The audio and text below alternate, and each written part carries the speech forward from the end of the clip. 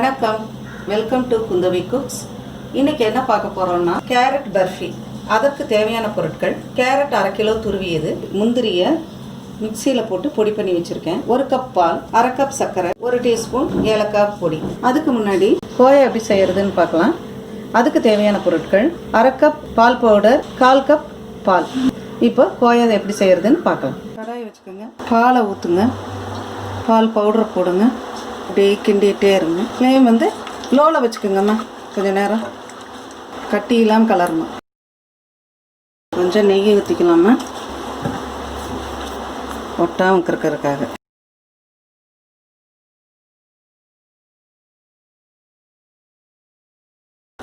பாருங்க, உருண்டு வந்துருச்சு. கோயா ரெடி ஆயிடுச்சு. கேரட் பர்ஃபி எப்படி செய்யறதுன்னு பார்க்கலாம். 1 டேபிள் ஸ்பூன் நெய் ஊற்றிக்கிறேன். நெய்க்கு சூடானவுடனே இப்போ என்ன பண்ணுவோம், இந்த கேரட்டை போட்டு கொஞ்சம் வதக்கிக்கலாம்.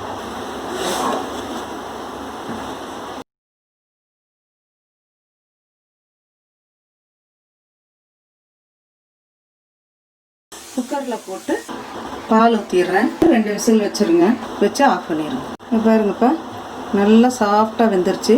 டைம் சேவ் ஆயிடுச்சு. இப்போ அடுப்பை ஆன் பண்ணிடுறேன். ஒரு சிட்டிகை உப்பு போட்டுக்குவோம். கொஞ்சம் சுவை கூட்டி காமிக்கும். இப்போ இந்த மாதிரி ஸ்டேஜில் நம்ம என்ன பண்ணுவோம், சர்க்கரை கொட்டிடலாம். அப்புறம் பொடிச்சு வச்ச கேஷ்யூ,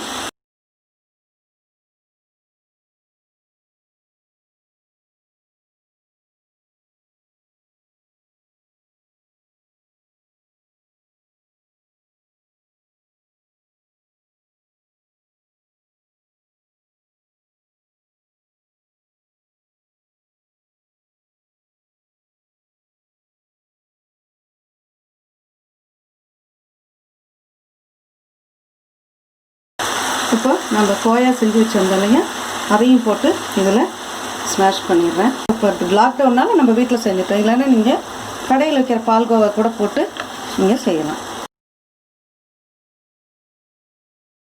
நல்லா அப்படியே உருண்டுட்டு வந்துருச்சு. இப்போ என்ன பண்ண போகிறோம், 1 டேபிள் ஸ்பூன் நம்ம நெய் மட்டும் ஊற்றிடுங்க, அவ்வளோதான். இதில் ஏலக்காய் போட்டுருங்க. முந்திரி, பாதாம் இதெல்லாம் கிரேட் பண்ணி வச்சுருக்கு. அப்புறம் இதை நெய் போட்டு க்ரீஸ் பண்ணிடுங்க. பாருங்க, இந்த மாதிரி ஸ்டேஜில் எடுத்து நம்ம நெய் தடவின தட்டத்தில் எடுத்து கொட்டி வச்சு, இப்போ துருவி வச்சுருக்கிற முந்திரி, பாதாம் அதெல்லாம் அதில் கார்னிஷிங்காக போட்டுக்கலாம். பாருங்கம்மா, இப்போ பர்ஃபி கொஞ்சம் நேரம் நான் கொஞ்சம் ஆற விட்டுட்டு நாங்கள் கொஞ்சம் நேரம் ஃப்ரிட்ஜில் வச்சேன். அப்போ தான் உங்களுக்கு வெட்ட நல்லா இருக்கும்.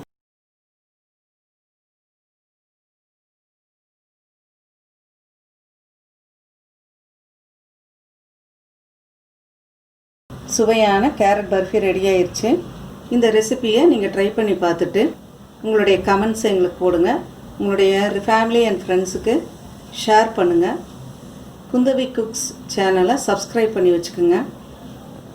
மீண்டும் ஒரு புதிய ரெசிபியுடன் உங்களை சந்திக்கிறேன். நன்றி, வணக்கம். எங்கள் அம்மா செஞ்சதை நீங்கள் ட்ரை பண்ணிப்பாங்க. சூப்பராக இருக்குது. தேங்க்யூ.